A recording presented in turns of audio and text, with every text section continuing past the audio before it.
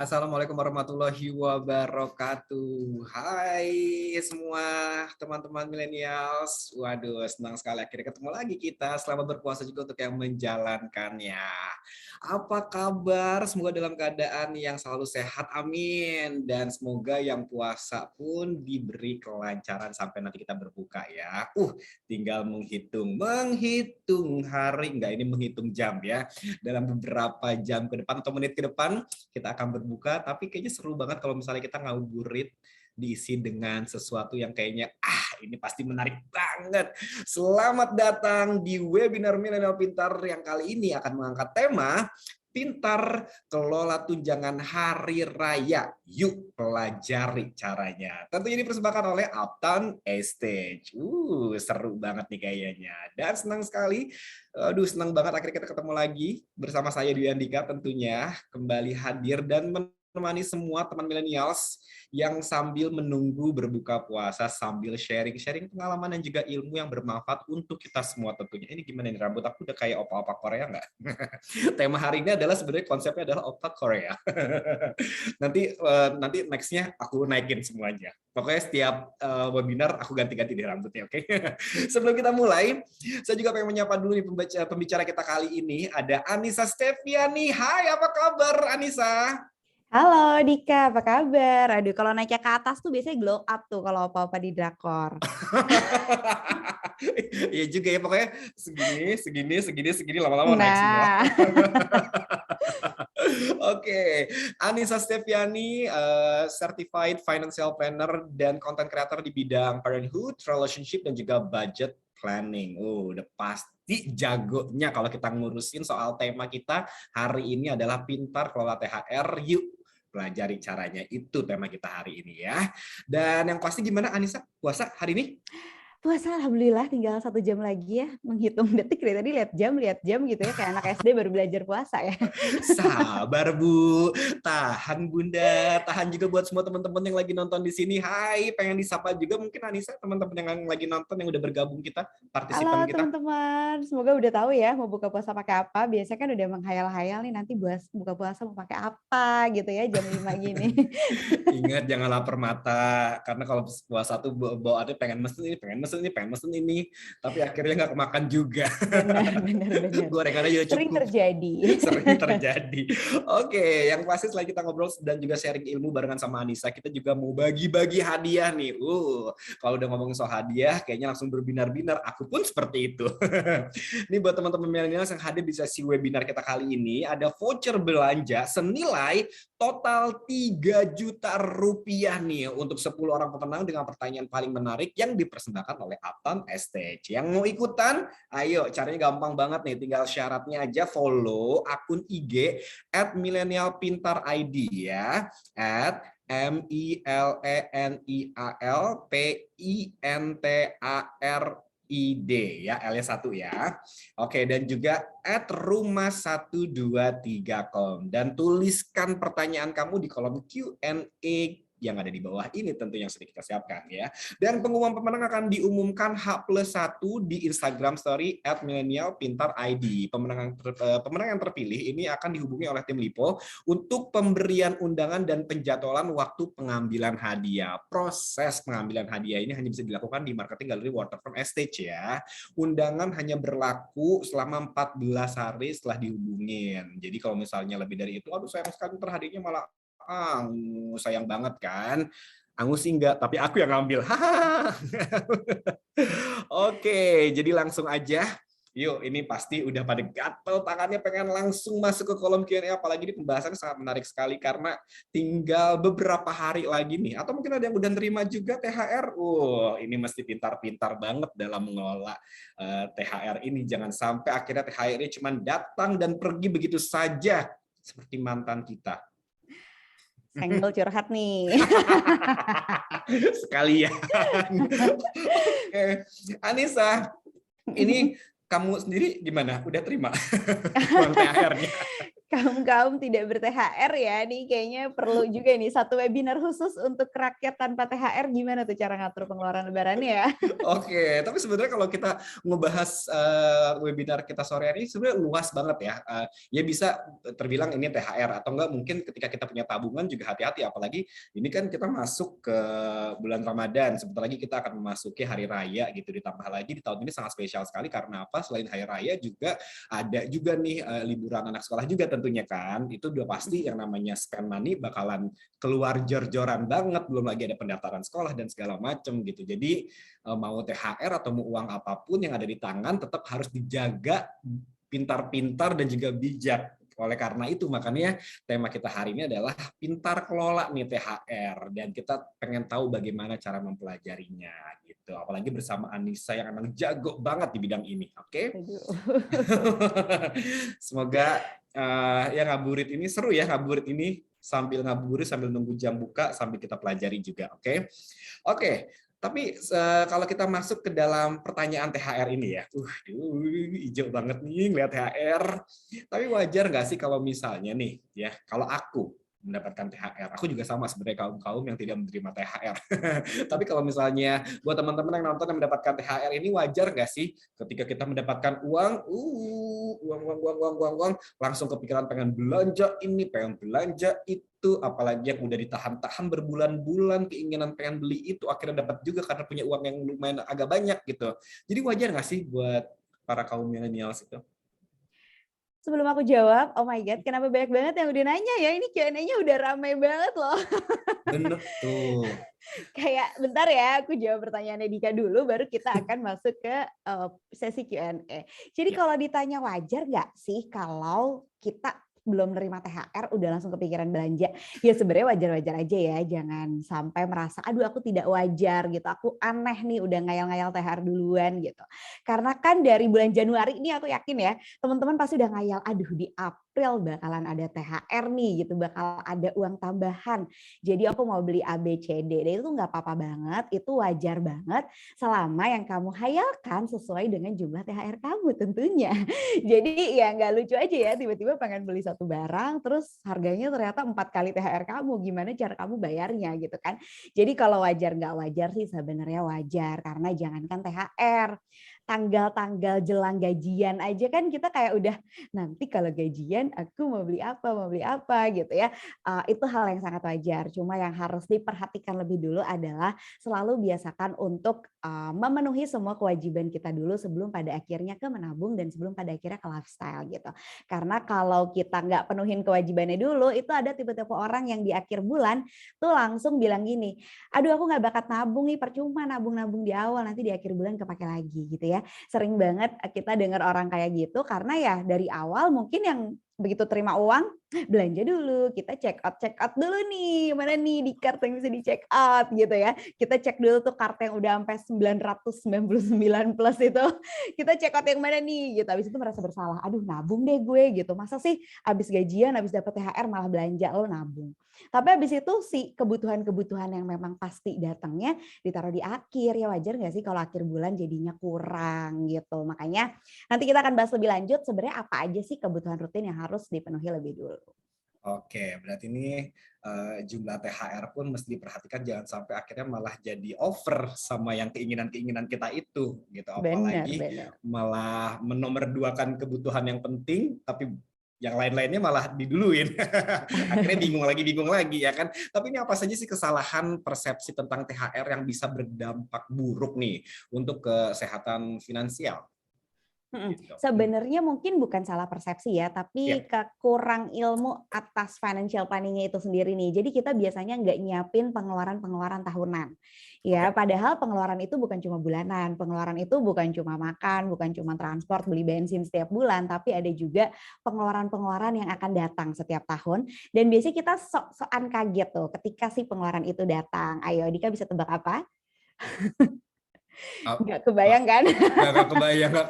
Nggak kebayang. Biasanya kita tuh suka sok kaget kalau tiba-tiba harus bayar pajak ya, pajak mobil, pajak motor, ya kan? Tiba-tiba kayak, sebel banget nih bulan ini jadi boncos gara-gara harus bayar pajak mobil gitu. Hey, pajak mobil terjadi setiap tahun. Anda jangan pura-pura lupa gitu ya. Itu Pajak adalah penghasilan baru akhir bulan kemarin ya kan. Nah, apalagi pajak penghasilan nih ya buat teman-teman yang ada kerjaan freelance atau pekerjaan di luar kantor itu kan harus dilaporkan dan dibayarkan juga pajaknya gitu.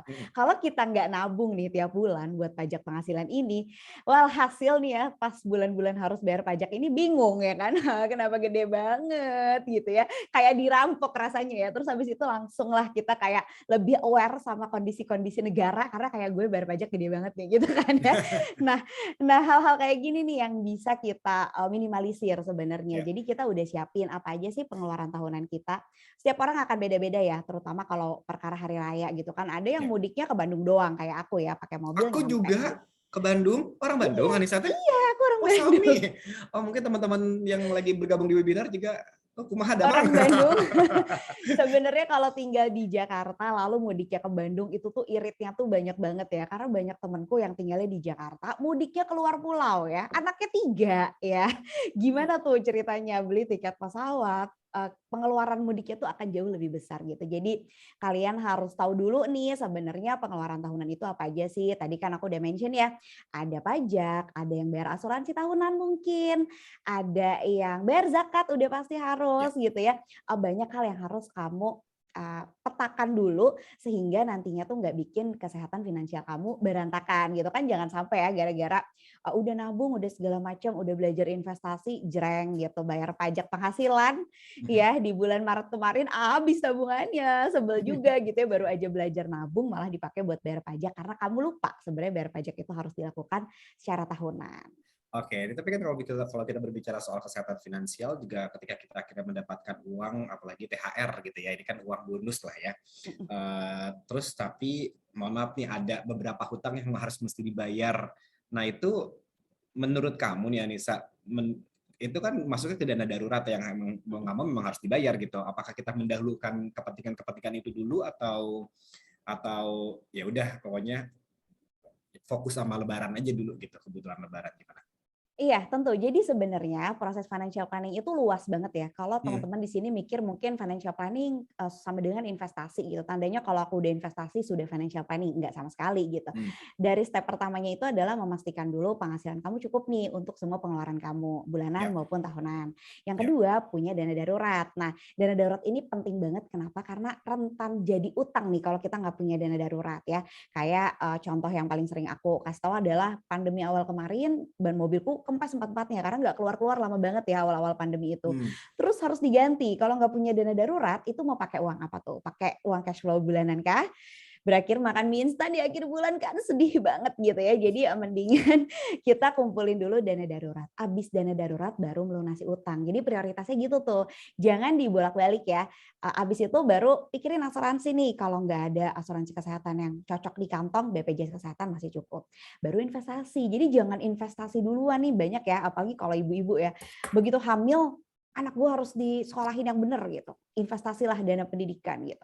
Atau ada orang-orang yang aku pokoknya mau punya rumah pertama gitu. Investasilah untuk beli rumah. Tapi nggak punya dana darurat. Ujung-ujungnya ketika ada kondisi darurat, kepakailah tuh si investasinya itu tadi gitu.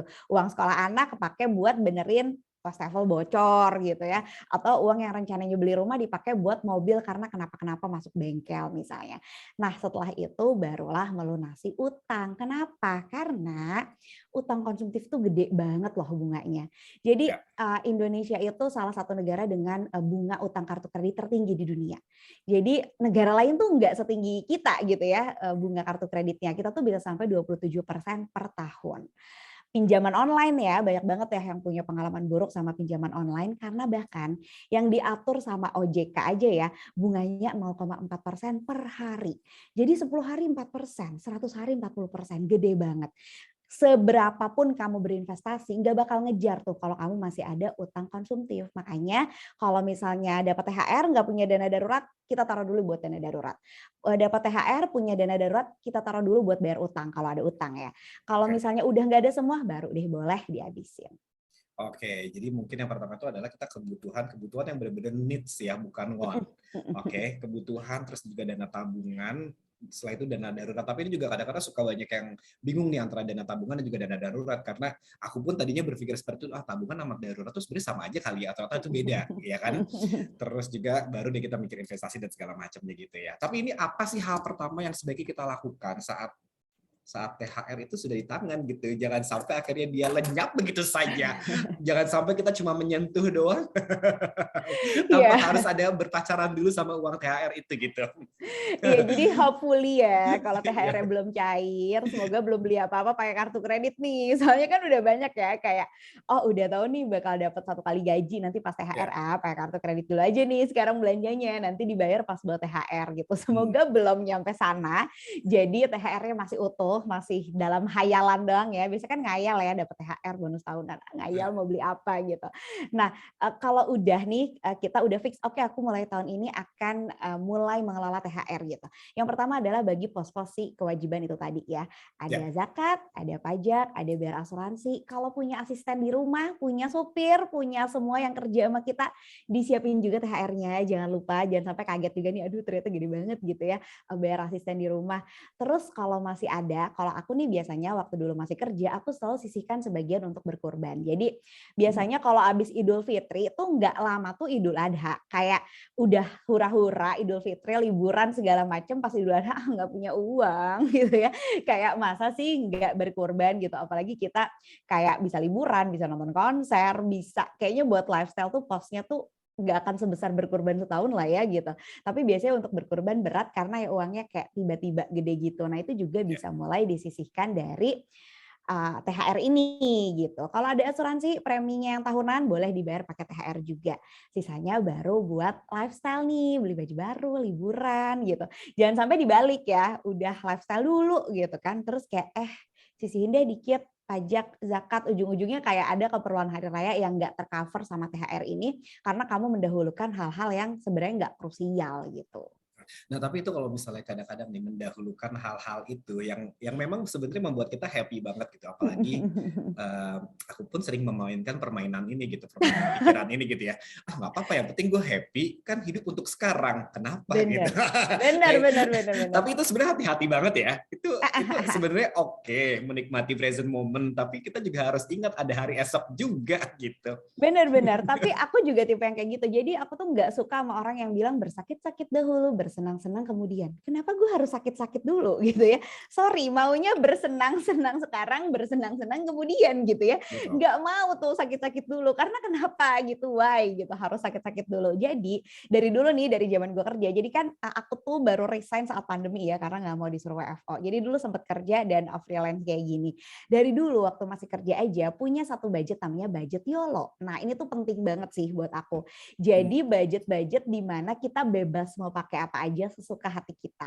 Karena yang namanya manusia itu kan berbelanja dengan emosi ya. Kita tuh makhluk emosional banget ya. Susah banget disuruh untuk berusaha rasional gitu. Nah, supaya si emosinya kejaga nih, kita bikin budget tiap bulan. Jadi, aku masukin sejumlah uang setiap bulan. Nah, kalau ada bulan-bulan di mana kayak emosi rasanya terguncang gitu ya, pengen belanja kan bulan-bulan tertentu aja ya, nggak setiap bulan ya kayak gitu ya. Kalau setiap bulan kayaknya kamu perlu ke psikiater. Karena tandanya itu udah ada mungkin masalah lain yang kamu melarikan diri darinya dengan berbelanja gitu. Tapi kalau manusia yang normal-normal aja mungkin kayak waktu-waktu tertentu saat kerjaan lagi banyak banget, ujung-ujungnya pengen belanja lebih banyak, pengen jajan lebih banyak. Nah, itu aku pakai uang dari si pos YOLO ini tadi. Jadi bulan pertama nggak pengen belanja banyak-banyak banget gitu ya. Bulan kedua nggak pengen juga. Bulan ketiga, nah punya budget nih 3 bulan YOLO gitu ya. Jadi ini di luar belanja yang bulanan nih. Jadi emang bener-bener kalau misalnya ada siapa tiba-tiba konser gitu, mau nonton bisa. Atau mendadak ada temen ngajakin liburan ke Singapura doang, tapi hotelnya gratis gitu ya. Karena dia kerja, kita nebeng doang gitu kan. Kayak gitu ya. Kita ada uangnya gitu. Nah hal-hal kayak gitulah yang disiapin. Jadi sebenarnya kalau kita nyiapin semuanya, kita bisa banget loh bersenang-senang sekarang, bersenang-senang kemudian, asalkan sesuai budgetnya. Kalau tadi Anissa sempat bilang soal belanja-belanja, ini masalahnya kan kita bisa dibilang adalah budaya yang apalagi ada perayaan-perayaan besar gitu ya. Baju baru, alhamdulillah ya kan. Ada perabotan baru juga alhamdulillah. Pokoknya segala sesuatu yang baru tuh alhamdulillah serba baru gitu. Nah, ini dengan hal-hal yang baru-baru ini gitu ya, bagaimana pandangan kamu gitu? Sebenarnya bijak nggak sih untuk dilakukan itu dalam menjelang hari raya atau Lebaran? Nggak apa-apa sih sebenarnya, ini kan kayak selebrasi sekali dalam setahun gitu ya. Ya, Yang harus diingat adalah apakah kamu tidak selebrasi setiap bulan gitu ya. Kalau tiap bulan udah beli baju baru kan sebenarnya apa bedanya gitu. iya benar loh. Lebaran lebaran gak lebaran beli baju baru gitu kan. Lebaran Iya gak juga lebaran ya. kalau lihat sneakers diskon kayak masa nggak beli gitu kan ya. Nah, hal-hal kayak gini sih yang harus kita pisahin gitu. Kalau Iya, memang udah terbiasa beli baju nggak lebaran ya lebaran juga harusnya sama aja gitu kan. iya, Apalagi pandemi gini ya, kayaknya nggak terlalu banyak kita mengunjungi orang, beda sama kayak sebelum pandemi gitu kan. Hari iya, ke-1, ke-2, ke-3 tuh kayaknya kayak pingin baju beda-beda karena orang yang dikunjungi beda-beda gitu. Kalau pandemi gini kan enggak. Jadi kalau misalnya budgetnya masih ada ya tentu boleh mau beli tiba-tiba kayak oh nanti aku mau open house di rumah beli sofa baru di pojokan situ lucu kali ya gitu. Kalau memang masih ada uangnya ya boleh. Tapi kalau misalnya sekarang baru dengar tadi oh nggak punya dana darurat, oh ternyata masih ada utang kartu kredit, mau diberesin dulu deh pelan-pelan ya tandanya berarti perlu mundur dulu gitu menyadari bahwa lebaran ini nggak mesti kok semuanya baru gitu. Kalau nanti ada uangnya nggak lebaran juga kan bisa-bisa aja beli barang baru.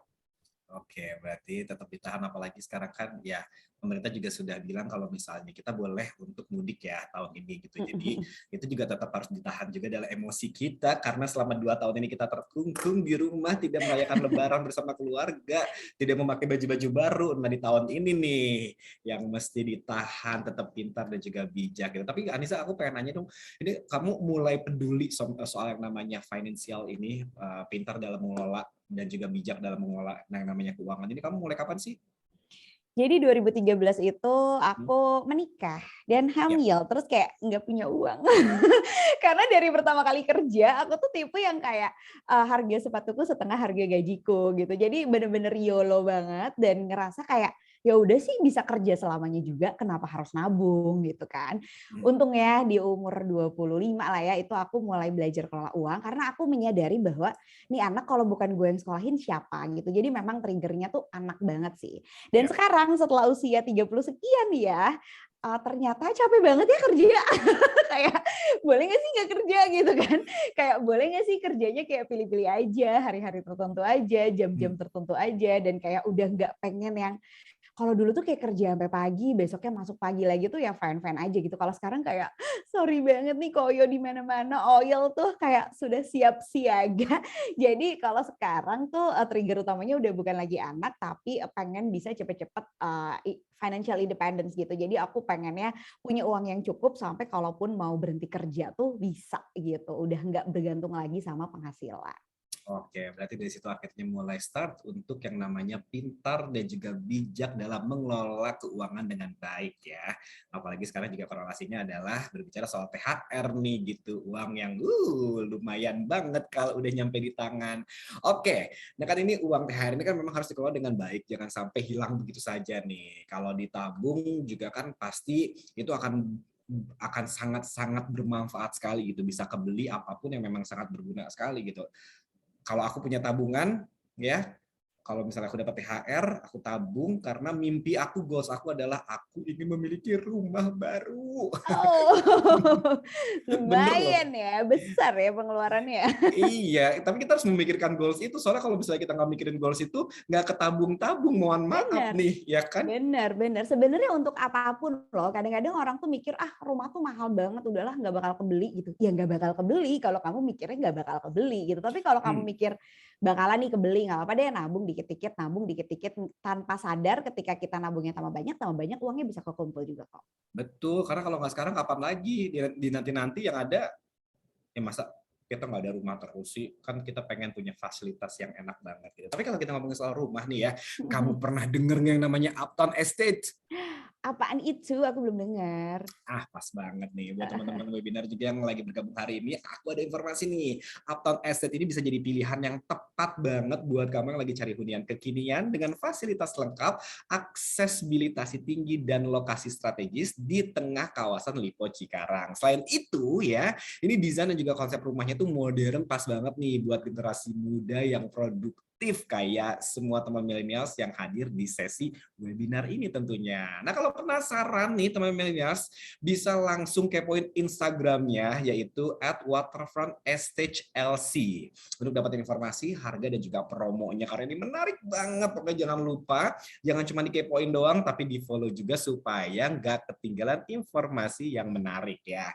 Oke, tanpa berlama-lama lagi, kan kayaknya aku tuh excited banget untuk menceritakan ini ya. Jadi supaya kebayang, supaya bisa tahu, oh ternyata Dika kenapa se-excited ini tuh ternyata karena ini toh. Nih, kerennya Uptown Stage. Yuk kita simak video live at Lipo Cikarang berikut ini.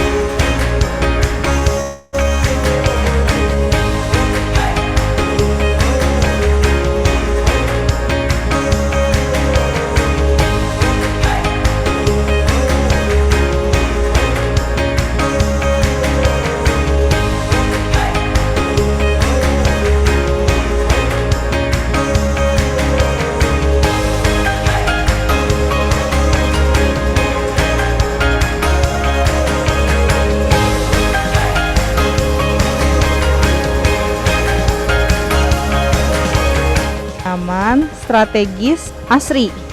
Dari saya is the best. Keren, oke, bagus banget.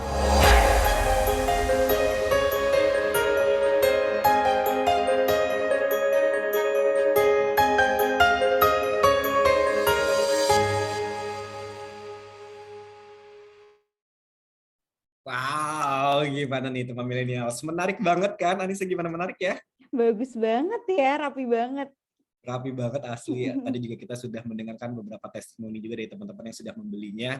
Waduh, ini aku juga kayaknya ngiler, pengen gitu. Pokoknya yang namanya Uptown Stage ini bisa jadi pilihan yang tepat banget nih untuk kalian yang cari hunian kekinian yang nyaman dan juga aman. Karena Uptown Stage menyusun konsep green living dan berada dalam kawasan Kota Mandiri Lipo Cikarang yang punya pengelolaan yang sangat baik sekali ya. Ini mulai dari kebersihan, terus juga fasilitas, hingga layanan keamanan 24 jam yang sangat optimal sekali. Oke, dan pokoknya bismillah, semoga doa bulan puasa ini biasanya bagus nih, amin. Semoga kita semua yang lagi nonton webinar hari ini bisa mendapatkan rumah impian kita. Amin. Makanya ditabung pintar dan bijak dalam mengelola uang. Apalagi hari ini pembahasan kita soal pintar kelola THR. Yuk pelajari caranya. Oke. Jadi tadi kita juga sempat bilang juga kalau kita ada buka Q&A yang kolom yang sudah memang disiapkan. Jadi langsung aja yang bersemangat banget pengen bertanya langsung. Sekarang ayo bertanya langsung sama Anissa Steviani untuk tanya-tanya soal kelola THR yang pintar dan juga bijak ya. Tapi aku juga mau ingat ini sebelum kita membacakan Q&A kita, Ya, ini akan ada voucher hadiah senilai total 3 juta rupiah untuk 10 orang pemenang dengan pertanyaan yang paling menarik yang tentunya dipersembahkan oleh Uptown Stage. Yang mau ikutan caranya gampang banget. Nah, syaratnya adalah tinggal follow akun IG @milenialpintar.id ya. Ini MILENIALPINTAI D ya, oke, L-nya 1 ya, dan juga @rumah 123. Pokoknya tuliskan pertanyaan kamu di kolom Q&A di bawah ini. Pengumuman ya akan diumumkan H+1 di Instagram Story @milenialpintar.id, dan pemenang yang terpilih akan dihubungi oleh tim Lipo untuk pemberian undangan penjadwalan waktu pengambilan hadiah. Dan ini perlu diperhatikan juga, proses pengambilan hadiah hanya bisa dilakukan di Marketing Gallery Waterfront Exchange ya. Undangan hanya berlaku selama 14 hari. Jadi kalau misalnya lewat dari itu, aduh sayang sekali nanti hadiahnya hangus ya kan. Oke, kalau tadi kita juga sedikit nge-recap juga masalah pembahasan yang tadi kita omongin soal pintar kelola THR gitu ya. Jadi kalau misalnya dapat THR di tangan, coba diperhatikan juga kalau misalnya ada hutang-hutang yang berjalan seperti kartu kredit dan segala macamnya, boleh dilunasi dulu ya kan, supaya kita juga tenang pikiran kita. Betul kan saya? Terus juga baru masuk kebutuhan lebaran gitu, kebutuhan yang memang benar-benar needs banget gitu, bukan cuma uang doang tapi needs banget gitu. Dan juga ingat mudik itu perlu biaya ya, apalagi yang harus keluar pulau pasti agak rempong, dengan apalagi dengan jumlah dari keluarga yang lumayan banyak, itu tiket agak jor-joran juga ya kan. Nah, terus juga baru deh kita ngomongin soal dana cadangan seperti tabungan, terus juga darurat, investasi, dan segala macamnya. Gitu. Oke, sambil kita nunggu Q&A kita yang akan kita bacakan, Q&A yang menarik tentunya. Oke, Anissa mungkin ada dari kamu sendiri gitu ya. Akhirnya kamu bisa yang namanya pintar dalam mengelola THR. Waktu kamu kan waktu sebelum ini sempat kerja di kantor juga dan sempat mendapatkan THR juga gitu. Pernah nggak sih ada pengalaman kamu gitu ketika kamu mendapatkan THR itu terus tiba-tiba kayak kenapa gue habisin, kenapa ada penyesalan sedikit gitu? Nggak pernah sih. Pertama karena lagi-lagi mudiknya cuma ke Bandung ya. Terus mertua juga di Bandung. Benar-benar kayak keluarga kecil banget. Mertuaku, ayah ibunya tuh, maksudnya ayah ibu mertuaku tuh anak tunggal. Jadi suamiku tuh nggak punya sepupu sama sekali. Nah, terus nenek aku cuma 5 bersaudara. Jadi memang keluarga sangat kecil. Dan itu ternyata ngirit banget ya. Dari kita mudik cuma ke Bandung plus keluarganya kecil, itu tuh yang ponakan-ponakan yang dikasih tuh jumlahnya sangat sedikit, adik-adik sepupu yang dikasih juga sangat sedikit. Jadi emang so far aku sih nggak pernah ada kesulitan untuk kelola THR. Tapi teman-teman yang keluarganya besar, mudiknya jauh, nah itu biasanya lebih menantang ya untuk pengelolaan THR dan pengeluaran lebarannya. Aduh, kayaknya senang banget kalau misalnya kita sudah melewati tantangan-tantangan ini. ternyata kita cukup pintar ya untuk mengelola keuangan THR ini. Kayaknya ada kebanggaan tersendiri gitu. Pasti pengen kan merasakan hal itu. Oke. Dan sekarang kita masuk lagi. Ini udah ada, kita bacakan ini karena semuanya rata-rata emang pertanyaannya menarik banget nih. Ini ada Astri Andriana di Bengkulu. Halo Bengkulu, apa kabar? Jauh sekali. Oke, katanya Mbak Anissa ingin bertanya dong sore. Saya gimana? Saya Latifa izin bertanya. Oh oke, saya Latifa izin bertanya. Nah, katanya supaya bisa punya dana darurat, berapa persenkah yang harus kita alokasikan idealnya dari uang gajian yang kita dapatkan? Nah, semisalnya gaji aku 2 juta gitu. Terus pertanyaan kedua, bagaimana cara memilih investasi yang baik di bulan Ramadan agar uang THR bisa dialokasikan ke investasi? Terima kasih Mbak Anissa. Oke, jadi kalau ngomongin uang ya, orang tuh maunya gampang aja. Berapa sih persentasenya? Pokoknya aku mau nurut aja. Kalau kata Mbak Nisa 50%, aku nurut 50% gitu. Tapi nggak bisa kan sebenarnya kayak gitu ya. Kita tuh nggak bisa memaksakan persentase ideal sama semua orang. Sekarang kalau aku bilang, kamu pokoknya nabung 50% deh, kan belum tentu bisa juga gitu. Setiap orang punya pengeluaran beda-beda, tanggungannya juga beda-beda. Kita nggak akan bisa nih tarik sama rata. Setiap orang harus nabung berapa, setiap orang harus pengeluaran rutinnya berapa gitu. Karena misalnya contoh aja ya, ada orang gajinya UMR kayak aku dulu tuh waktu pertama kali kerja di Jakarta gajinya UMR. Tapi benar-benar tiap ke Bandung dikasih uang sama orang tuaku. Mau beli handphone baru dikasih, mau beli kamera dikasih gitu ya. Aku bisa nabung banyak banget dari gaji UMR-ku itu gitu. Tapi ada nih orang-orang yang gajinya misalnya 40 juta gitu ya, 10 kali UMR Jakarta. Tapi anaknya 3, ngebiayain adiknya 2 kuliah, ngebiayain orang tua, ngebiayain mertua. Mungkin dia bisa nabung 5% doang dari gajinya gitu. Nah, jadi nggak bakalan ada tuh yang namanya persentase ideal untuk apapun. Yang jelas kamu harus tahu dulu berapa sih sebenarnya porsi pengeluaran bulanan kamu. Nah, sisa dari penghasilan dikurangi pengeluaran itulah yang bisa kamu investasikan. Jadi kalau tadi ngomongnya dana darurat ya, nah sisa yang buat diinvestasikannya ini berapa untuk pada akhirnya kamu pelan-pelan membentuk dana darurat kamu sendiri. Terus kalau lihat di sosmed kan dana darurat juga ada angkanya ya. Katanya tuh kalau single minimal punya 3 kali deh pengeluaran bulanan. Jadi kalau pengeluaran bulannya 5 juta, maka harus punya 15 juta gitu. Kalau udah nikah 6 kali, kalau anaknya 1 9 kali gitu, kalau anaknya 2 12 kali. Gede banget gitu kan. Gimana caranya aku mengumpulkan 9 kali pengeluaran bulanan? Mungkin teman-teman ada yang merasa kayak gitu juga. Yang jelas jangan dibikin berat sih. Jadi pelan-pelan aja ada kesadaran bahwa aku sedang mengumpulkan dana daruratku sehingga saat ada kondisi darurat aku nggak perlu ngutang lagi. Jadi ngumpulinnya pelan-pelan aja. Kalau bulan ini baru kekumpul 1 kali ya udah bagus daripada nggak punya sama sekali kan. Mungkin 6 bulan lagi baru kekumpul 2 kali ya udah bagus gitu. Tapi pelan-pelan kita tahu nih jalannya akan kemana sesuai targetnya itu. Nah, terus tadi investasi ya, gimana nih THR mau diinvestasikan apa enggak? Lagi-lagi THR kamu cukup apa enggak nih buat semua kebutuhan lebaran kamu? Kalau ternyata keluarganya gede banget ya, terus kayak kamu dianggap paling sukses, biasanya kan gitu ya. Yang dianggap paling sukses harus bagi-bagi angpau sama semua ponakan, sama semua adik sepupu gitu. Nah, kalau emang demikian, kamu cek dulu deh, kamu bisa berbagi berapa, kamu kebutuhan lebaran kamu tuh kurang lebih berapa, nanti kalau ada sisanya baru diinvestasikan. Kalau nggak ada sisanya, nggak apa-apa, tandanya memang kamu belum bisa berinvestasi dari THR itu dan nggak apa-apa juga. Yang penting dari semua pengeluaran lebaran kamu ini kamu nggak jadi ngutang gitu karena sayang banget ya. Apalagi ini lebarannya awal bulan loh. Lebarannya kan tanggal berapa nih? Tanggal 4 ya, tanggal 3. Libur pemerintahnya sampai tanggal 6. Bayangin kalau kamu dihabisin semuanya saat lebaran, gimana kamu hidup dari tanggal 7 sampai nanti gajian mungkin di tanggal 25 gitu ya. Ada 2 minggu lebih loh. Kalau misalnya kamu pakai gaji bulan itu, pakai THR, habis-habisan di lebaran ya selesailah sudah gitu. Nanti di 2 minggu itu bingung pasti kok ngerasa sayang banget nih hidup jadi pakai tabungan, hidup jadi pakai investasi yang lain gitu. Makanya mumpung nih ya, mumpung belum kejadian gajian di bulan Aprilnya, nanti begitu gajian bulan April, begitu dapat THR, uang untuk hidup dari tanggal 7 ke gajian berikutnya langsung dipisahin aja di rekening terpisah, jangan dibawa ATM-nya pas mudik. Jadi kalau aku dulu gitu tuh waktu awal kelola uang ya, aku pisahin di satu rekening, ATM-nya nggak dibawa.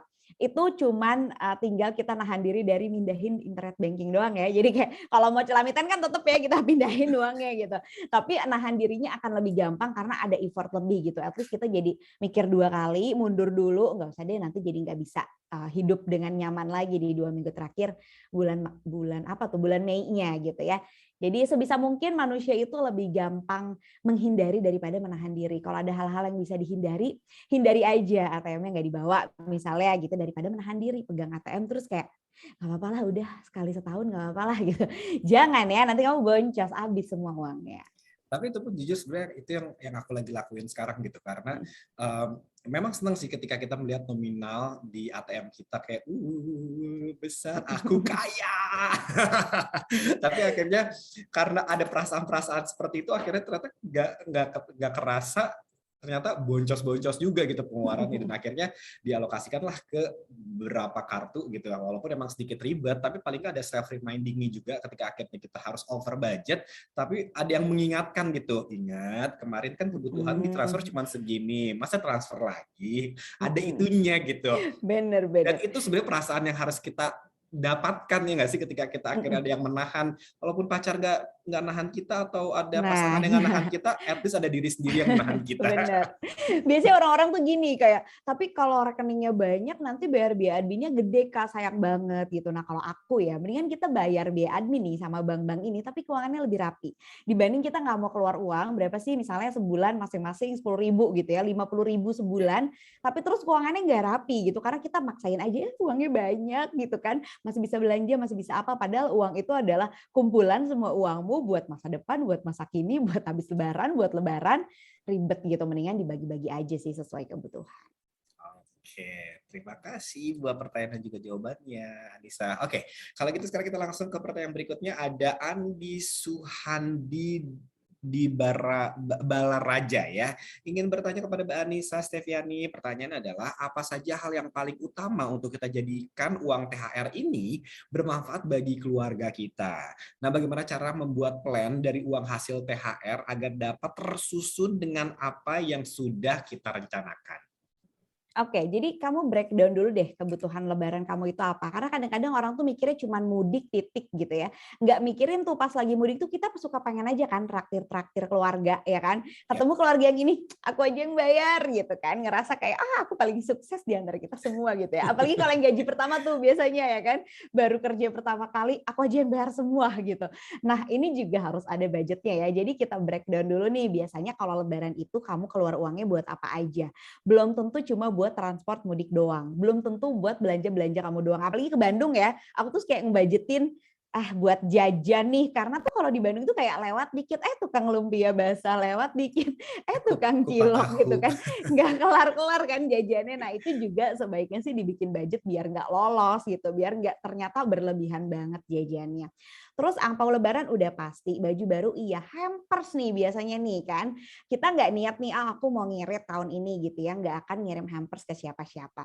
Tapi ada yang ngirim hampers ke kita, terus pasti suka ada perasaan gak enak gitu kan ya, kayak ya udah deh gue ngirim balik ke orang yang ngirim aja gitu kan. Nah itu juga dibikin budgetnya. Sama nih kalau udah berkeluarga, pembantu infal itu suka pada lupa banget tuh. Pas habis lebaran mbaknya nggak balik nih ya kan.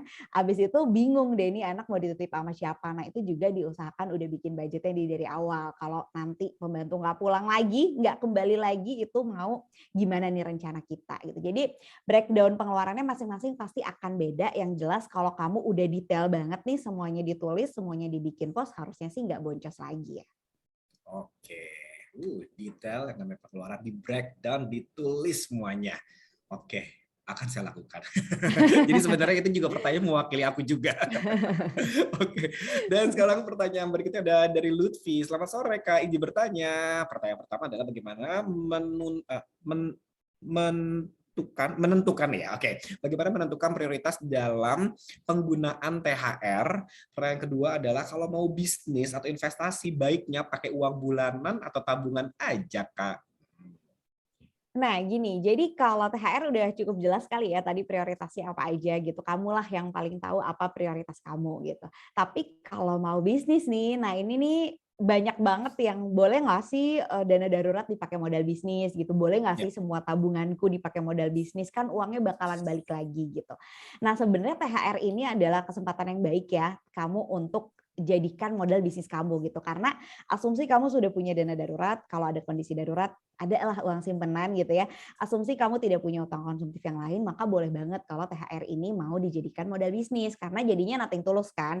Kalau pakai dana darurat atau pakai semua tabungan tuh khawatirnya ketika bisnisnya nggak berjalan dengan baik, atau misalnya di 3 bulan pertama tuh belum profit gitu.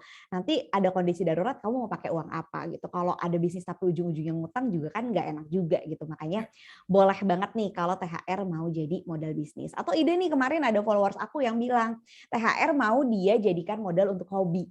Nah kan untuk hobi ini kan biasanya kita kayak ngerasa sayang banget ya. Kak, misalnya mau beli alat musik gitu ya, mau beli piano kayak anakku kemarin. Lagi seneng banget belajar piano, les piano, mau beli pianonya. Terus kayak nggak ada budgetnya kalau dari sehari-hari gitu kan.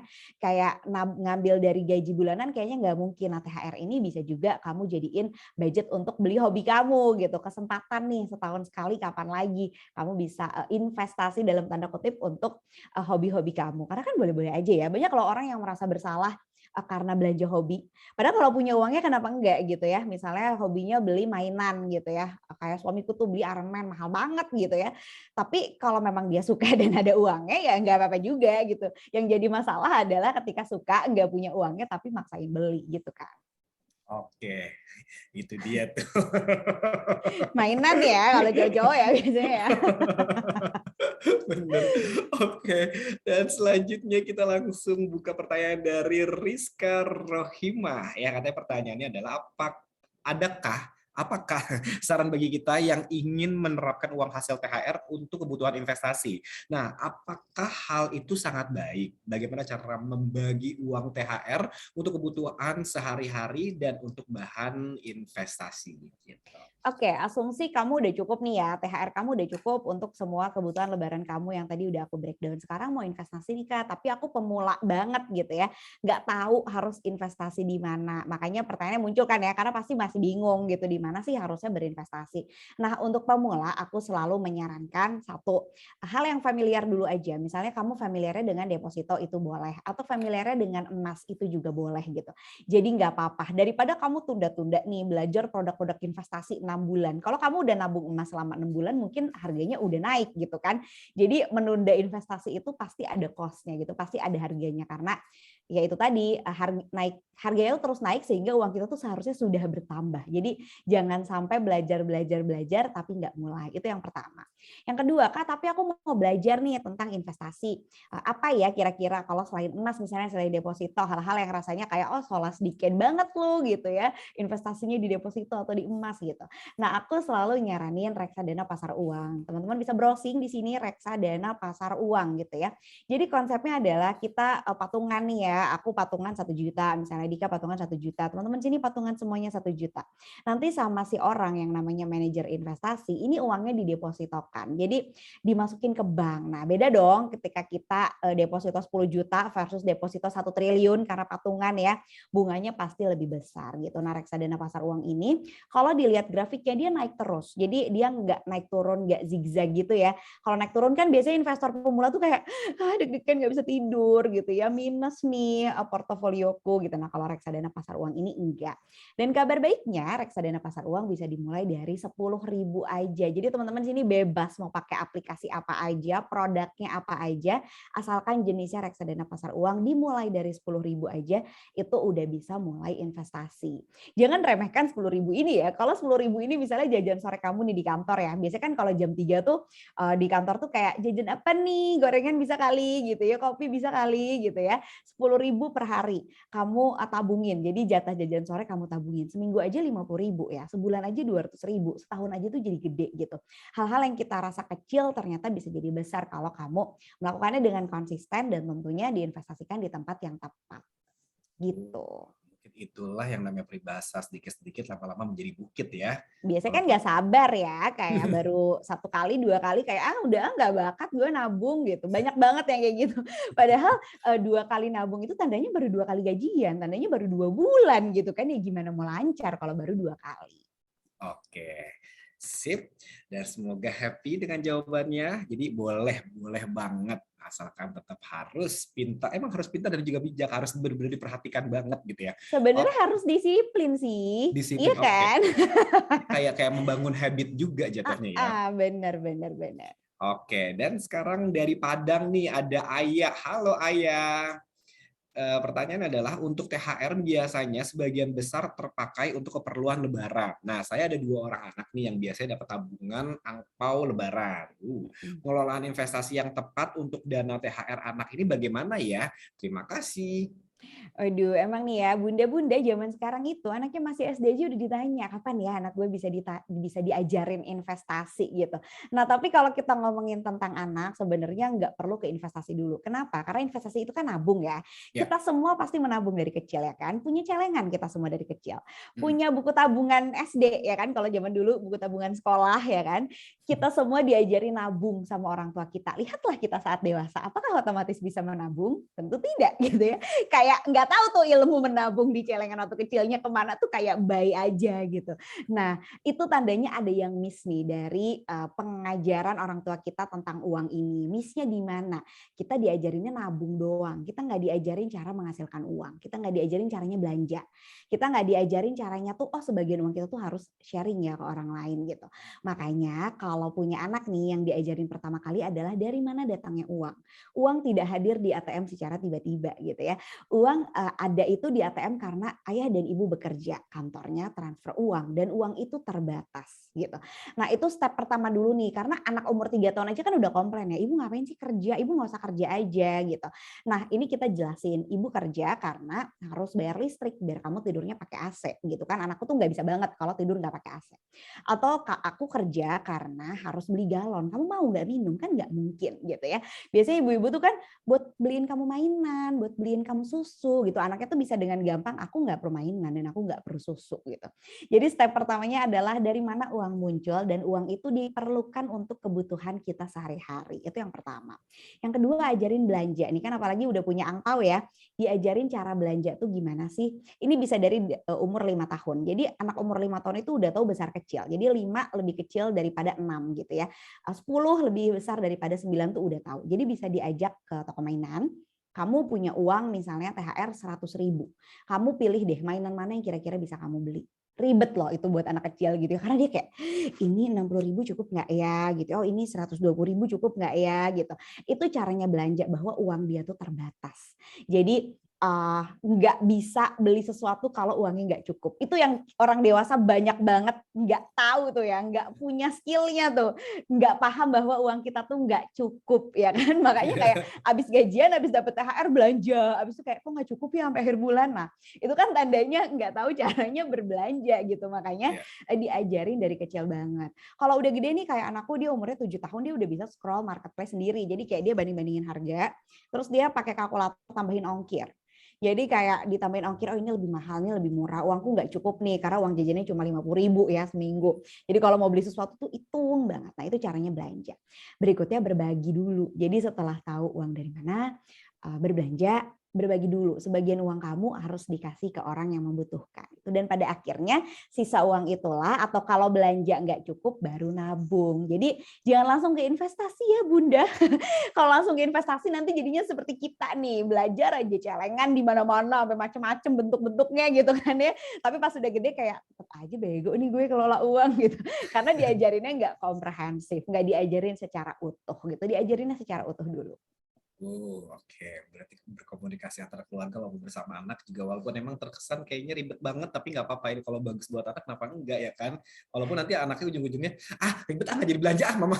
Enggak kok, anak tuh Itu kan. semangat banget loh sebenarnya. Anak tuh semangat banget. Dan kalau kita udah ngajarin ya, yang ada tuh dia yang menegur kita. Dia tuh kayak, suamiku tuh koleksi vinil sama kaset ya. Terus dia suka kayak, ngapain beli-beli lagi, kan kemarin udah beli gitu, emang apa punya uang gitu, kayak kamu beli-beli yang tidak perlu, tuh kayak jadi tahu gitu, karena dia tahu cara kelola uang jajannya dia sendiri, sehingga dia juga menganggap aku dan suamiku harus melakukan hal yang serupa gitu. Jadi role modelnya dulu ya yang akhirnya harus oke.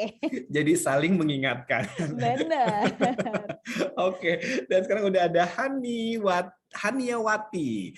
Halo Kak Anissa, mana nih yang lebih diutamakan, apakah saving untuk properti atau saving untuk biaya tak terduga? Terima kasih. Oke, biaya tak terduga itu masuknya di yang paling awal banget ya. Jadi kalau properti itu kan masuknya investasi, udah di yang berikutnya. Jadi make sure kamu pertama kan udah yakin dulu nih bisa nabung.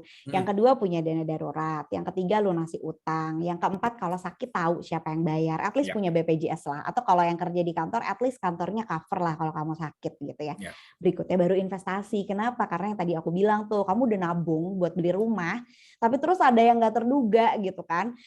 Tabungan rumahnya kepake lagi gitu, karena kamu nggak misahin dana khusus untuk kondisi darurat. Sayang aja sih, jadinya kamu kayak nggak jelas gitu goalsnya. Misalnya udah niat nih, pokoknya sebulan mau nabung sekian, berarti dalam 3 tahun aku bisa beli rumah, misalnya gitu ya.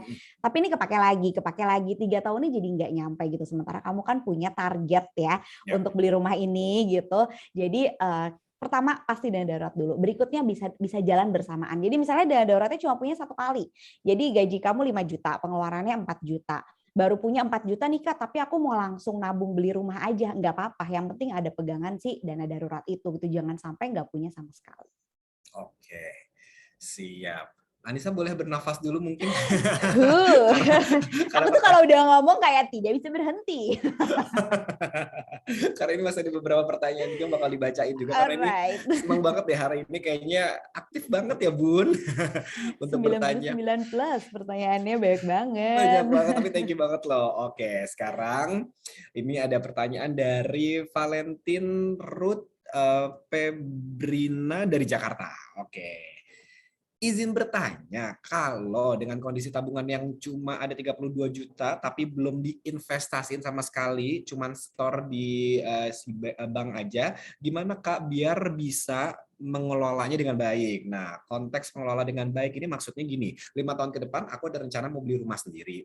Cakep. Udah nggak mau tinggal sama orang tua lagi gitu. Mau mandiri dan bebas produktif dan tanpa gangguan. Oke, itu gimana Kak? Jujur banget nih, butuh saran banget dan juga masukan pengembangan tabunganku yang masih di angka 32 juta ini. Aku sebutin nggak apa-apa ya, 30 juta ini. Minta tolong arahannya dan semoga dijawab.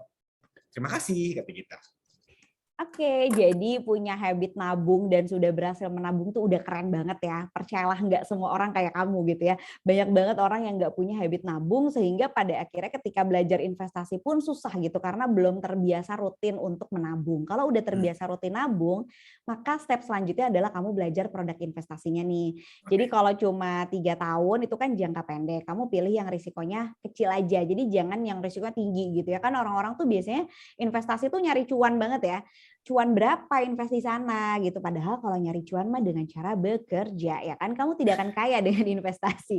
Kamu bisa kaya dengan investasi kalau modalnya gede. Dapat modalnya gede dari mana? Dengan kerja gitu ya. Ujung-ujungnya memang harus kerja dulu. Jadi kalau misalnya sekarang aku udah ada tabungan Kak, aku pindahin kemana ya? Saran aku again reksadana pasar uang. Kenapa? Karena memang nggak ada ya. Produk investasi itu nggak sebanyak itu sebenarnya. Jadi kalau misalnya kalian pusing gitu ya, investasi di mana sih? Di mana sih? Nggak banyak sebenarnya, cuma ada reksadana, saham, ETF kayak cuma ada 5 atau 6 macam gitu ya. Dan yang cocok untuk jangka pendek sih reksadana pasar uang ini. Tapi kalau misalnya kamu mau lanjutin di deposito itu boleh. Atau kamu mau lanjutin di nggak apa-apa deh aku nabung aja tapi nabungnya aku gedein gitu. Jadi tetap nabung di bank tapi aku akan nyari kerja tambahan. Jadi di weekend aku akan jadi freelance photographer gitu misalnya. Setiap uang dari hasil freelance-nya akan langsung ditabung. Itu juga nggak apa-apa. Jadi konsepnya sih bukan nyari cuan sebesar-besarnya gitu. Tapi gimana caranya kamu meningkatkan porsi tabungannya sehingga nanti pada akhirnya akan tercapai juga gitu. Jadi memang setelah aku jalani, aku kan dari 2013 ya ini kelola uang, yang bikin signifikan itu adalah kenaikan penghasilannya. Dan biasanya kalau kerja tuh kan kita udah capek ya, sore-sore udah pulang kerja, terus aduh masih harus kerja lagi kok gini-gini banget gitu ya hidup. Tapi sebenarnya kan kalau kamu ada niatan yang lain dan perlu uang yang lebih banyak, biasanya lebih niat tuh. Jadi sukanya apa? Misalnya sukanya baking, bisa jualan kue, apalagi mau lebaran gini ya. Sukanya fotografi, ayo deh ikutan ke WO, nanti jadi fotografer wedding misalnya. Atau sukanya main bola, main basket. Jadi fotografer sepak bola atau fotografer basket itu kan zaman sekarang kan main bola aja di foto estetik gitu kan ya. Nah, niatkan dari hal-hal yang kamu sukai untuk dijadikan uang gitu. Pada akhirnya nanti penghasilan kamu akan bertambah. Tapi ada satu lagi nih caranya nih. Kalau misalnya kayak, aduh penghasilannya kalau ditambah kayaknya capek banget deh, Kak, aku nggak bisa gitu. Ngirit. Jadi uang itu kan pasti ya nominalnya ya. Jadi kalau memang kamu mau nabung lebih banyak ya penghasilannya ditambah atau kamu ngirit. Biasanya bisa banget kok. Ada teman aku yang mau beli rumah, dia tuh sampai minta orang tuanya boleh nggak sih bikinin aku rendang untuk stok 1 bulan. Jadi dia kayak beliin orang tuanya daging gitu ya, pokoknya mentahnya doang. Habis itu dia kayak 1 tahun berbulan-bulan cuma makan rendang doang. Demi bisa kayak uang mukain rumah gitu kan. Kalau kita udah pengen sesuatu tuh biasanya kita gigih gitu ya, gimana pun caranya harus tercapai. Kamulah yang paling tahu gimana caranya, tapi again mungkin penghasilannya dulu sih yang harus ditambah dan belajar produk investasi. Oke, tapi ini juga berbagi pengalaman juga nih aku ya. Tapi jujur ya, sekarang kan aku emang lagi pengen banget nih punya rumah selanjutnya gitu, buat tabungan juga gitu. Dan akhirnya memang ya if you want to change your life, then change your habit juga gitu. Dan habit aku adalah selalu makan dari sarapan, dari lunch sampai dinner selalu di luar mulu gitu. Nggak pernah suka tuh yang namanya masak-masak sendiri gitu, apalagi menyentuh pasar ya kan. Tapi dengan alasan kalau di sosial media bilangnya adalah demi kesehatan, itu bonusnya. Padahal Aslinya sebenarnya ngirit. aslinya ngirit gitu ya. Akhirnya udah tuh mulai belanja-belanja di pasar, masak sendirian gitu. Di postingnya tetap ini makanan sehat loh. Tapi sebenarnya sehat buat pikiran kita juga supaya irit, supaya goals kita tercapai gitu. Tapi ternyata menyenangkan banget loh merubah habit-habit yang ada, yang terbilang boros, tapi untuk suatu tujuan yang akhirnya menjadi goals kita, ternyata asik banget untuk dijalanin ya. Iya, jadi Gitu. usaha yang sama itu nggak akan bawa kamu ke tempat yang beda gitu. Jadi kalau kamu mengusahakan hal yang sama terus ya kamu akan di sini terus gitu. Tapi kalau kamu mengusahakan hal yang berbeda ya kayak Dika tadi ke pasar deh gue masak deh gitu biar lebih irit pasti akan ada hasil yang beda juga gitu. Tuh, oke. Dan selanjutnya ini ada Desi nih. Hai Desi, katanya mau bertanya, jika kita mulai bisa nabung untuk satu goal, nah, oke, pertanyaan gimana ini?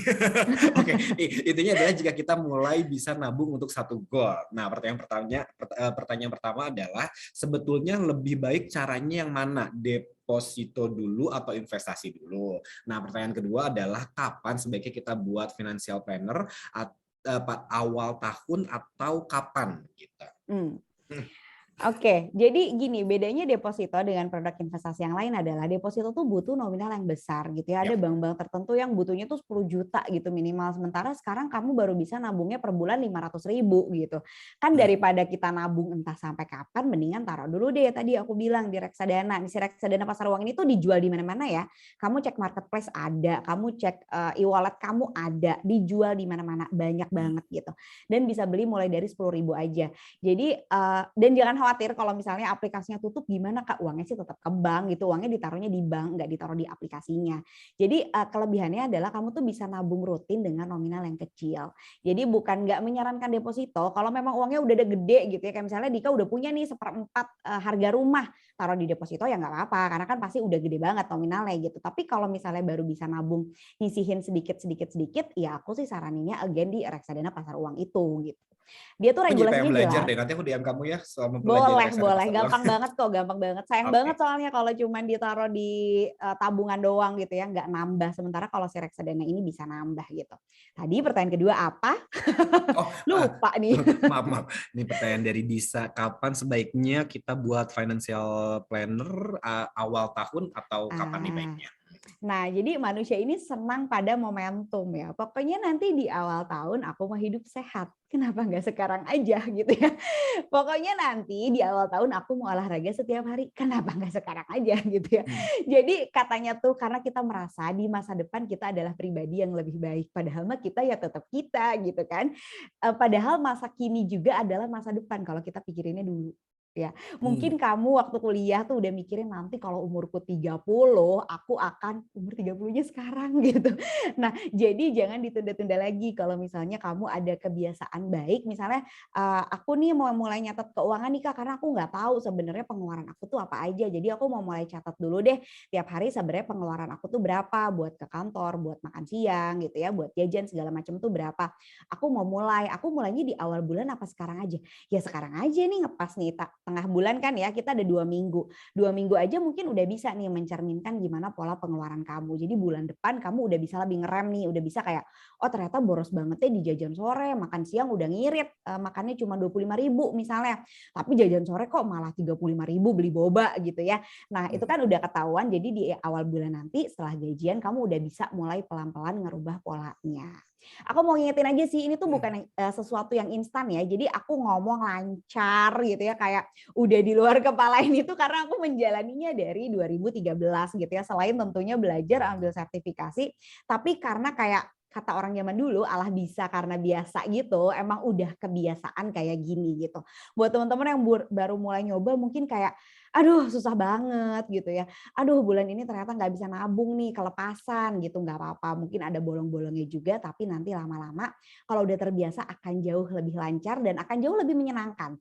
Nanti kamu mungkin akan jadi pengabdi nominal ya, seperti aku gitu. Jadi kadang-kadang tuh kayak, sayang kalau beli sesuatu yang mahal gitu, nanti nominalnya berkurang gitu. Nanti akan ada masanya di mana kamu lebih suka menabung, lebih suka berinvestasi demi bisa cepat-cepat pensiun dan demi bisa lebih tenang lah jalanin hidup karena kita tahu kita punya uang yang cukup untuk jalanin hidup sampai tua nanti.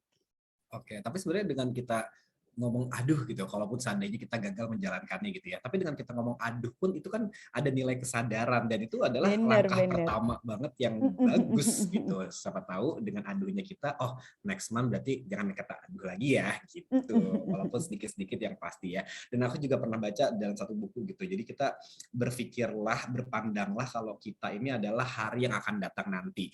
Sama seperti apa yang terjadi saat ini kita, ini kan sebenarnya hasil dari aksi kita sebelumnya, ya kan? Kenapa akhirnya saya punya baju baru, punya baju bagus, punya mobil, punya rumah, karena mungkin aksi kita sebelumnya adalah itu udah bagus gitu, dan kita berpikir oke, mau apa lagi nih, kita mencoba untuk kita ini adalah 10 tahun yang nanti akan datang. Bayangkan ingin menjadi seperti apa, dikonsepin dari sekarang.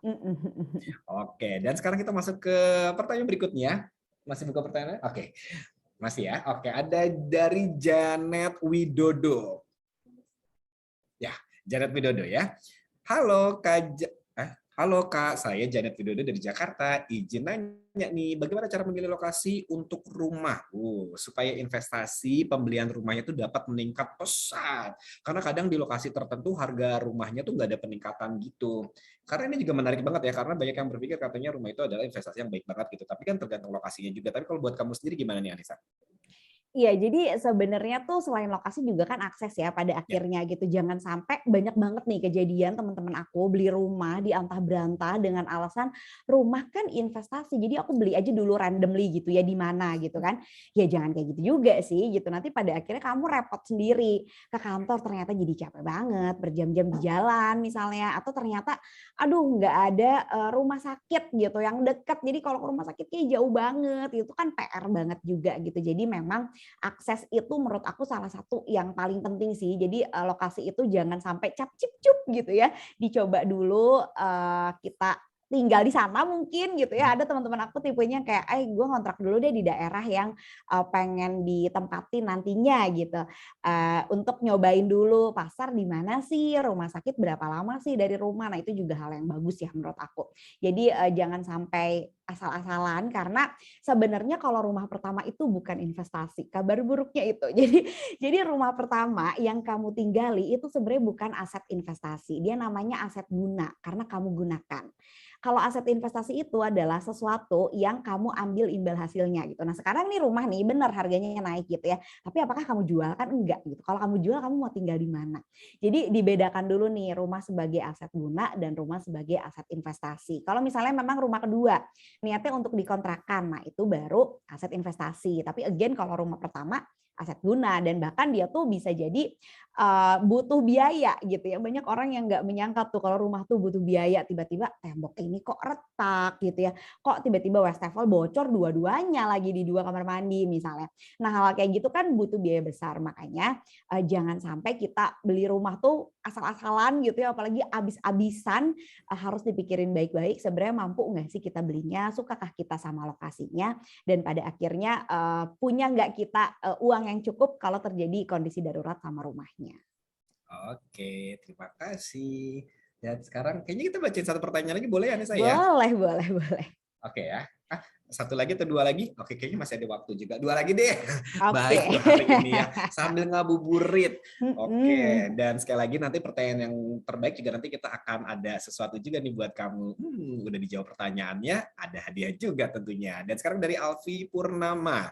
Mau nanya, lebih baik nabung untuk ngebum cicilan rumah atau nabung untuk membeli aset baru atau investasi lain? Jadi udah punya belum nih rumahnya? Mau bayar cicilan rumah karena rumahnya sudah punya atau mau mencicil untuk DP rumah? Gimana nih Coba pertanyaannya? anggap di keduanya. Oke. Jadi misalnya nih mau nabung ya, Hmm, mau nabung untuk DP rumah kayak misalnya yang dilakukan Dika sekarang ya, mau ya, beli mau nabung buat DP rumah gitu tuh boleh-boleh aja, sebenarnya nggak masalah juga gitu. Oh, ya. sudah punya rumah tuh kata Alfi, berarti asumsinya adalah nabung mau selesaiin cicilan rumah ya, Alfi ya.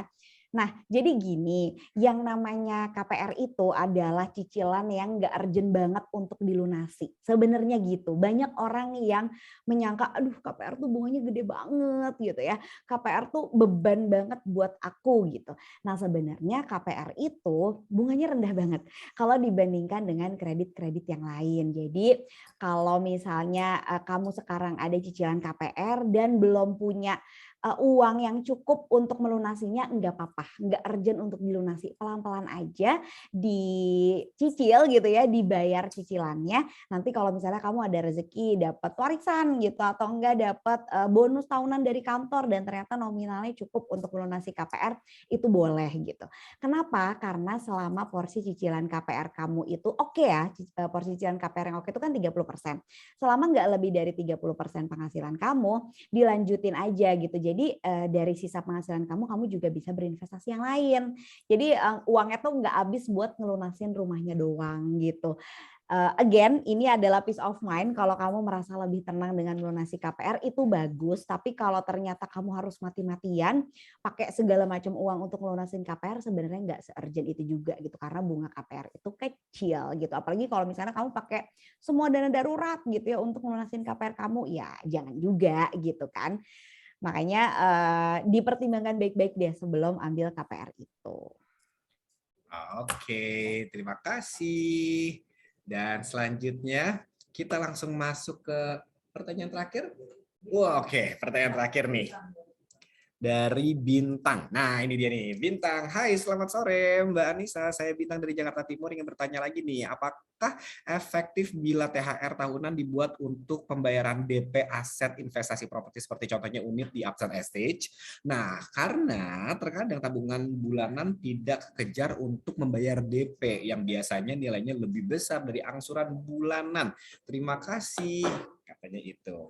Tentu boleh. Jadi THR Ya. ini kayak boosternya gitu ya. Kita udah nabung, nabung, nabung. Begitu dapat THR jadi cukup nih buat DP gitu ya. Pasti boleh banget ya. Tapi kan kamu tahu risikonya ya. Berarti kalau THR kepake tandanya mungkin mundur dulu nih semua kebutuhan lebarannya. Nggak apa-apa deh. Yang penting rumahnya kebeli dulu. Tentu boleh banget gitu. Jadi sebenarnya bisa dipakai untuk kebutuhan apapun yang sekarang lagi kamu inginkan.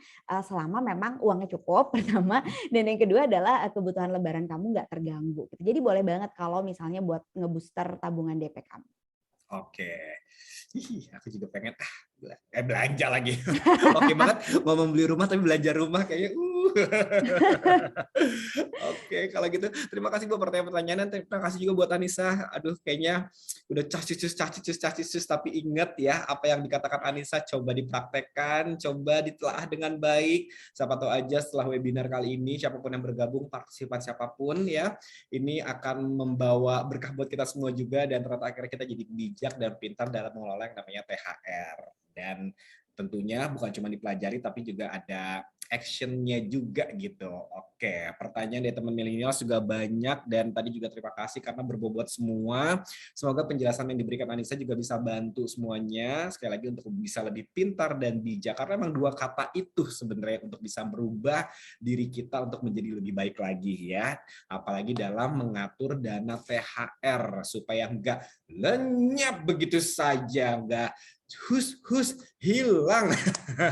Sedih ya. Betul. Ingat, bahagia itu jangan cuma dirasakan di detik ini aja, tapi juga kita harus pikirkan kebahagiaan buat hari esok. Oke. Tapi sebelum kita tutup nih webinar kita kali ini biasanya nih dari narasumber kita ada kata-kata pamungkas, asik. Yang paling yang mungkin ini juga bisa kata-kata ini atau motivasi ini juga yang bisa merubah hidup Anissa sebelumnya dari yang sebelumnya sampai sekarang yang akhirnya pintar dalam mengelola uang gitu, mungkin bisa berbagi ilmu sekali lagi untuk teman-teman webinar hari ini. Apa tuh kira-kira pesan untuk teman milenials di rumah? Oke, yang pertama adalah jangan lupa praktek. Jadi kalau kebanyakan teori juga uang kamu nggak bakal kemana-mana ya. Kalau nggak dipraktekin tuh tadi langsung bikin breakdown kebutuhan Lebaran dan kebutuhan Ramadan kita ini apa aja, nggak bakalan tuh tiba-tiba THR kamu tring tring tring tring tring rapi teratur gitu, nggak bakalan. Itu yang pertama. Yang kedua adalah coba mulai sekarang setiap keputusan keuangannya dilakukan secara rasional bukan secara emosional, karena rentan banget nih ya kita tuh ngeluarin uang karena sesuatu yang sifatnya emosional. Kalau kata anak zaman sekarang tuh lagi seneng self reward, lagi sedih self healing. Jadi kapan kamu mau menabungnya kalau terus-terusan self reward dan self healing ya kan? Jangan mengaitkan kondisi emosi kamu dengan berbelanja gitu, karena dengan demikian nggak akan pernah selesai. Lagi seneng belanja, lagi sedih belanja, lagi marah belanja, lagi kesel belanja gitu. Bahkan lagi ngantuk aja kan kita suka tiba-tiba check out gitu ya. Jadi pisahkan dulu, usahakan setiap kamu ngeluarin uang itu udah dari keputusan yang sangat rasional dan bukan lagi emosional. Oke, ini kalau dari Anissa sendiri sudah mengerti dan sudah menjalani ini, ingat Anissa aja bisa, kenapa kita nggak bisa, ya kan? Tuh, jadi oke, kalau gitu THR, aduh semoga dari sini kita prakteknya bisa berjalan dengan baik, tapi aku juga pengen ngasih informasi juga nih, ya kalau pengumuman pemenang, hadiah senilai 3 juta rupiah untuk 10 orang pemenang dengan pertanyaan yang baik dan juga yang paling menarik, ini dipersembahkan oleh Uptown Estate. Ini akan diumumkan H+1 di Instagram @milenialpintarid. Sekali lagi di @milenialpintarid ya. Dan dipastikan bukan cuma dikepoin aja tapi di follow juga supaya nggak ketinggalan informasinya, karena tadi keren banget pertanyaan-pertanyaannya. Dan pemenang yang terpilih akan dihubungi oleh tim Dipo untuk pemberian undangan penjadwalan waktu pengambilan hadiah. Proses pengambilan hadiah hanya bisa dilakukan di marketing galeri Waterfront Estate dan undangan hanya berlaku 14 hari. Nah, setelah itu sayang sekali kalau misalnya nggak diambil-ambil, hadiahnya akan hangus, jadi harus diambil banget. Oke, terima kasih banyak nih sekali lagi buat Anissa Steviani yang sudah hadir dan juga berbagi ilmu yang bermanfaat untuk kita semua. Saya sih yakin pasti yang lagi bergabung di sini udah pada follow Instagramnya Anissa Steviani. Tapi mungkin kalau ada yang belum follow, mungkin boleh dikasih tahu Instagramnya apa, siapa tahu bisa berbagi ilmu dari konten-konten kamu. Instagram aku di Anissa ST nih, nama depan aku plus 2 huruf di nama kedua aku. Boleh di follow kalau mau ngomongin banyaknya tentang kehidupan sih ya, bukan tentang uang. Karena pada akhirnya kalau kehidupan kita lancar, biasanya uang juga jadi ikut lancar. Gitu. Oh, itu memang dua hal yang akhirnya ternyata saling berkaitan ya. Benar. Kehidupan, hubungan, dan keuangan. Oke, aku udah follow kamu loh. Ya, aku tunggu konten-konten kamu berikutnya. Oke. Dan yang pasti tentunya makasih juga buat teman-teman millennials yang sudah menyaksikan dari awal sampai akhir ini. Tuh kan nggak berasa kan kalau 17 loh sekarang jamnya. Ada yang bilang katanya kalau jam angka kembar itu membawa keberuntungan buat kita semua. Amin. Angel numbers. Amin ya. Oke deh kalau gitu jangan lupa juga di follow terus ya kita pokoknya untuk mendapatkan kabar-kabar informasi terkini. Sekali lagi, ayo langsung di Instagram @milenialpintarid dan juga di rumah123.com. Oke, dan juga Waterfront Estate ya, Waterfront Estate LC. Oke. Jangan lupa di follow kakak, harus dong di follow, masa enggak? Apalagi tadi yang udah bergabung di webinar kali ini dan juga sudah memberikan pertanyaan buat kita juga tentunya. Oke, kalau gitu saya Dwi Andika pamit undur diri dan sekali lagi selama berpuasa tinggal menghitung menit demi menit untuk berbuka puasa. Selamat berbuka ya. Buat nanti, tapi jangan sekarang, nanti. Sampai ketemu lagi di webinar berikutnya dengan tema yang pastinya menarik tentunya. Oke, bye-bye. See you. Wassalamualaikum warahmatullahi wabarakatuh. Sehat-sehat buat kita semua. Sampai jumpa di lain kesempatan. Ya, dadah.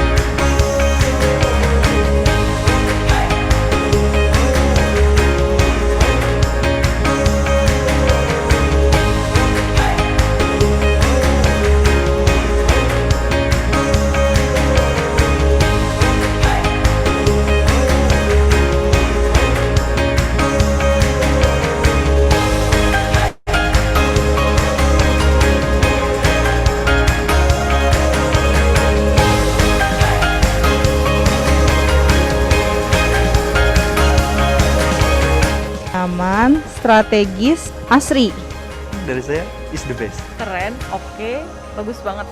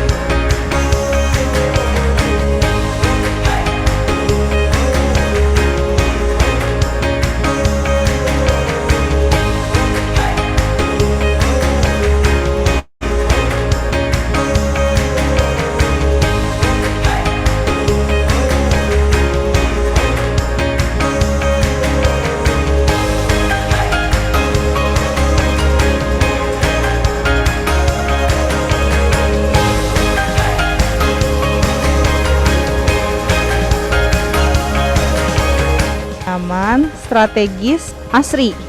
Dari saya is the best. Keren, oke, bagus banget.